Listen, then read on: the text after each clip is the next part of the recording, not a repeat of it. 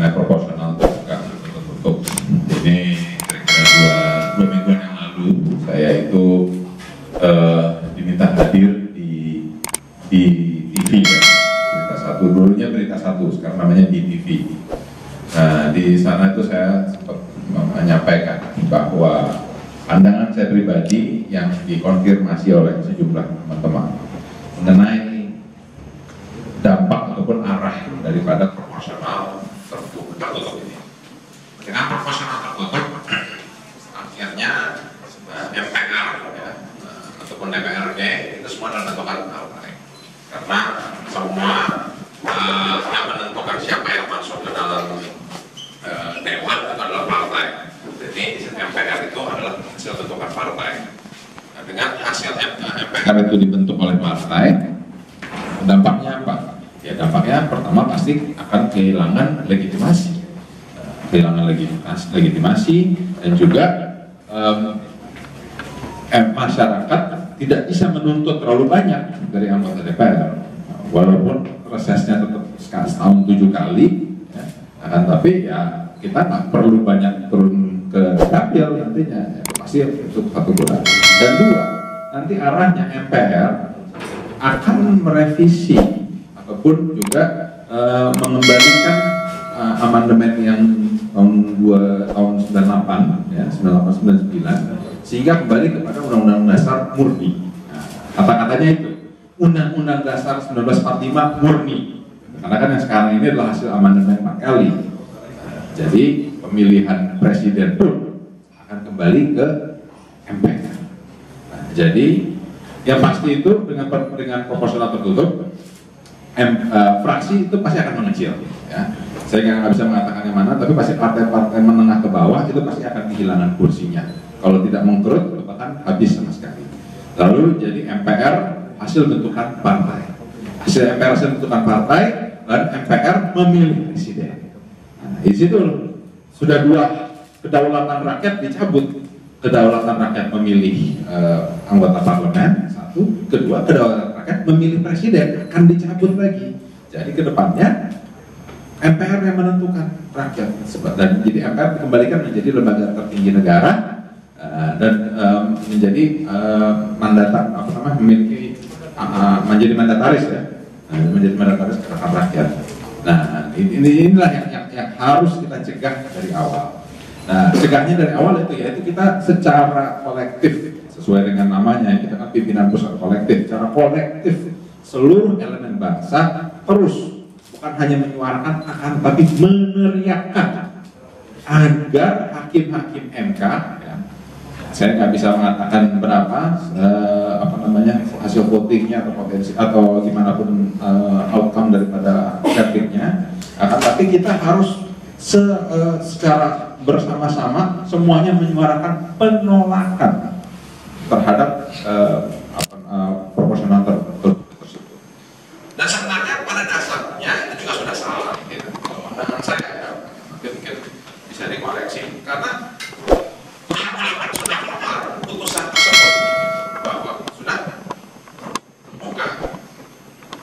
Walaupun saya sempat ketika saya bilang sudah diputuskan oh tidak, saya coba jelasin bahwa itu putusannya berbeda dengan yang diajukan hari ini ya. Tapi kan pada dasar substansinya itu sama, buka atau tertutup, walaupun pada saat itu yang dibandingkan berbeda dengan yang dibandingkan hari ini ya, tapi substansinya sama. Jadi jangan MK itu pertama bukan misalnya mencederai, tapi mencelakakan, bahkan mematikan hak masyarakat yang sudah diberikan, satu. Dan dua, jangan juga MK ini berbalik akan putusannya sendiri dan melanggar akan aturannya mereka, karena aturan MK adalah final and binding.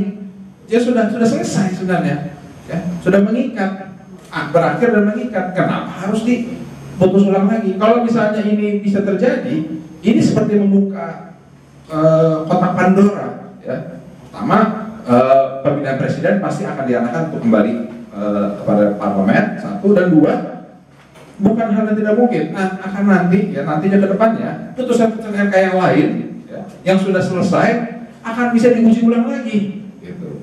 Alasannya kenapa? Ya itu kan kemarin bisa tinggal dulu rubah lagi pandangan perspektif atau pasalnya. Nah, inilah yang akan bisa mencelakakan banyak hal, mengganggu dinamika dan juga pertumbuhan demokrasi di Indonesia. Sekarang ini demokrasi kita sudah maju, ya. Demokrasi kita sudah seiring dengan perkembangan zaman.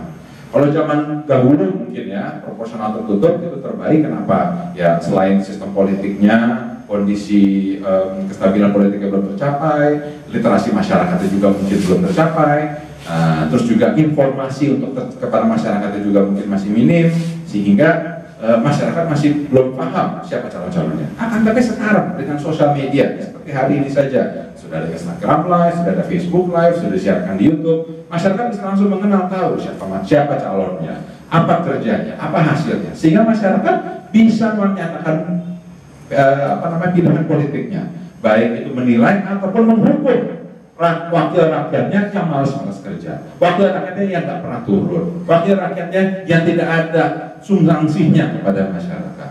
Nah, hal itulah yang tetap kita perlukan untuk menjaga kemajuan demokrasi Indonesia. Emang sistem demokrasi ini belum sempurna sepenuhnya, akan tetapi penyempurnaannya itu dengan terus kita mereformasi, terus kita memajukan, bukan kita ke belakang gitu. Nah, waktu juga sempat ada perdebatan, wah dengan adanya terbuka seperti ini hanya menguntungkan mereka yang punya uang, mereka yang mempunyai popularitas. Itu tidak selalu menjadi jaminan. Saya dapat menyaksikan sendiri ya, Bang Koji juga dapat menyaksikan sendiri ketika mereka yang berkuasa, memiliki jabatan, memiliki uang, memiliki popularitas, nggak selalu menjamin menang. Ada beberapa gubernur, bupati, wali kota maju DPR kalah. Ya, ada banyak orang yang memiliki uang berlimpah ruah, itu mancangin spanduk baliho setiap pojokan, setiap rumah dia pasang balihonya, spanduknya. Akan tapi pada saat pemilu kalah. Padahal duit habisan puluhan kalau nggak belasan miliar. Ada juga banyak artis top, ada kiai kondang bahkan. Ya, ketika maju suaranya tidak signifikan hingga hilang kursi.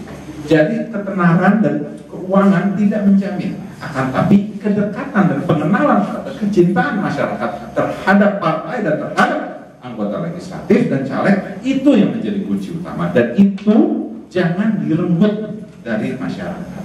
Nah, maka itu kita berdiskusi, kita mendengar pandangan, dan juga bisa menjadi bagian dari untuk kita terus menyuarakan kepada MK dan juga kepada masyarakat di umum, baik di Indonesia ataupun dunia secara keseluruhan, bahwa ini adalah yang terbaik untuk masyarakat. Hak dan juga suara masyarakat jangan sampai direnggut hanya untuk kepentingan oligarki, hanya untuk kesenangan sekelompok elit yang ingin mengendalikan negara. Ya, kita ini negara demokrasi. Kita ini bukan sebuah kerajaan. Kita ini adalah gabungan dari berbagai macam kerajaan. Akan tapi kita sudah berubah sistem kita menjadi suatu sistem demokrasi. Ini yang harus terus kita jaga untuk kita bangun ke depan. Baik, sekian, terima kasih atas kehadirannya. Wassalamualaikum warahmatullahi wabarakatuh.